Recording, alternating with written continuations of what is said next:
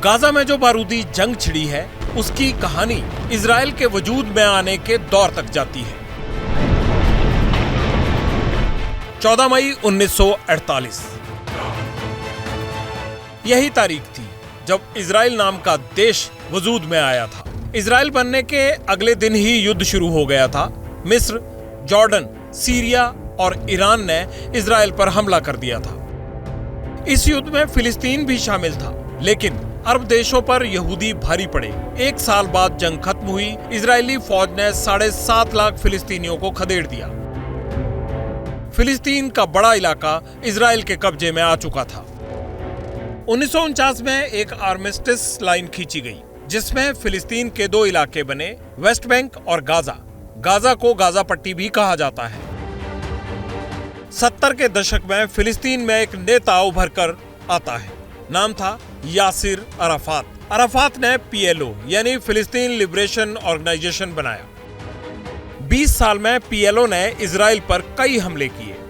Israel के खिलाड़ियों और एम्बेसीज को निशाना बनाया। 2 दशक तक PLO के इजराइल पर हमले होते रहे, लेकिन 1993 में दोनों ने शांति की एक नई पहल की।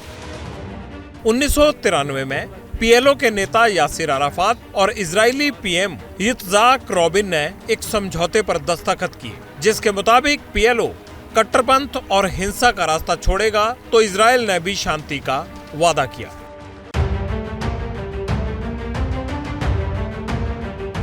ओस्लो समझौते के 2 साल बाद इजरायली प्रधानमंत्री यित्ज़हाक रबिन की हत्या कर दी जाती है।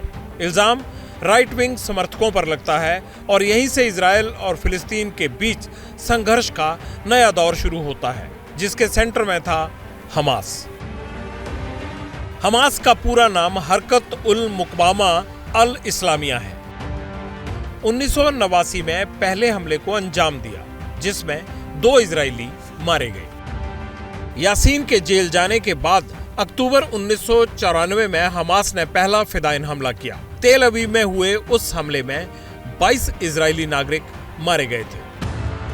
1988 में हमास ने अपना पहला चार्टर प्रकाशित किया, जिसके बाद हमास के हमले तेज होते चले गए। 2004 में इजरायली एयर स्ट्राइक में हमास का संस्थापक शेख अहमद यासीन मारा गया।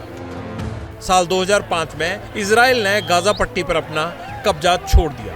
तभी से गाजा में हमास की हुकूमत रही है।